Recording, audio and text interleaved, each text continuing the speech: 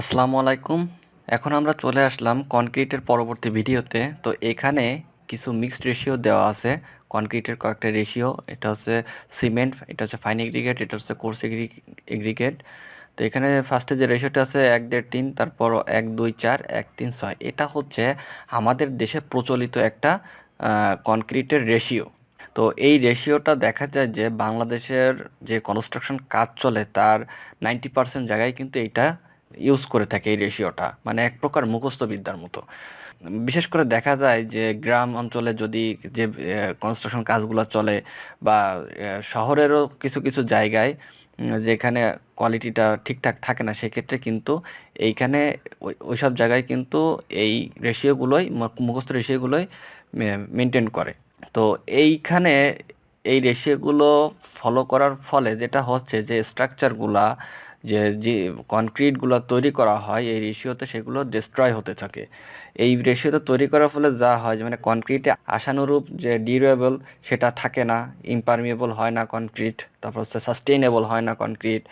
তো যার কারণে এই মুখস্থ রেশিওগুলো কোনোভাবেই ইউজ করা যাবে না।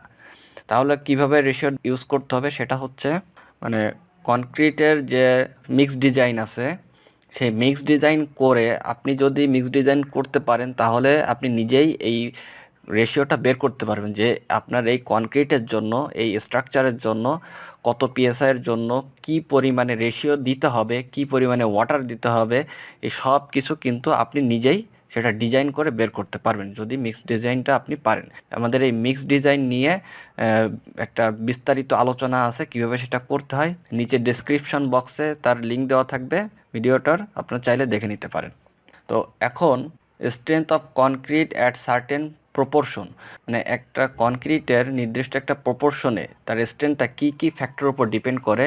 এটা হচ্ছে ওয়াটার সিমেন্ট রেশিও, আর একটা হচ্ছে এগ্রিগেট, আর একটা হচ্ছে এগ্রিগেট সিমেন্ট রেশিও। এইটার উপর এইটার থেকে আবার মানে এই তিনটা যদি ঠিক থাকে তাহলে সেটা ওয়ার্কেবিলিটি কেমন এবং এর কম্প্যাকশন ঠিক মতো হচ্ছে কিনা সেটার উপর ডিপেন্ড করে। এবং এই দুইটা যদি, এই সবগুলো যদি ঠিক থাকে তাহলে সেখান থেকে আমরা টার্গেট স্ট্রেংথ পাবো।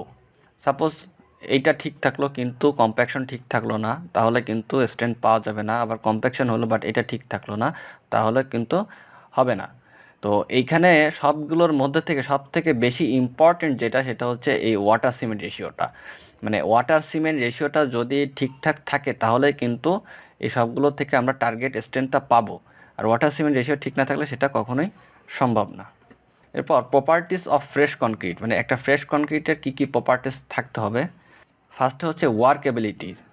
তো ওয়ার্কেবিলিটির এখানে কি আছে যে কনসিস্টেন্স, ডিগ্রি অফ ওয়েটনেস, মানে এই যে ফ্রেশ কনক্রিটটা আমরা তৈরি করলাম কাস্টিংয়ের জন্য, এইটার যে কি পরিমাণ ভেজা, কতটুকু ভেজা, এখানে কি পরিমাণ পানি আছে, সেটার উপর ডিপেন্ড করে।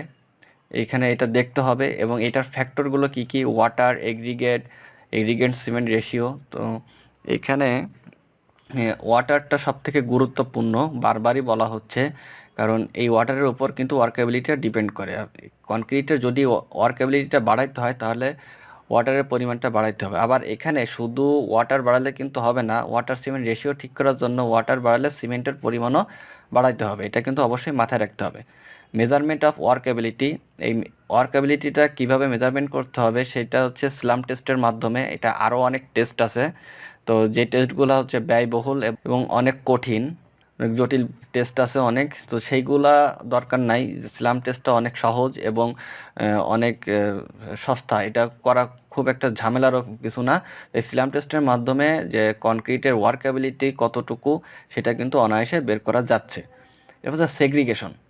সেগ্রিগেশনটা কি, যে একটা কনক্রিট মিক্স করা হলো, সব কিছু ইনগ্রিডিয়েন্ট মিক্স করার পর যখন সেটা ঢালা হলো বা কাস্টিং করার সময় দেখা যাচ্ছে যে এর বড় পার্টিকেলগুলো আলাদা হয়ে যাচ্ছে, ছোট পার্টিকেলগুলো আলাদা হয়ে যাচ্ছে, এটা হচ্ছে সেগ্রিগেশন। তো যদি এরকম হয় সেক্ষেত্রে কিন্তু এই কনক্রিটটা বুঝতে হবে অবশ্যই খারাপ, এটা যেন না হয়।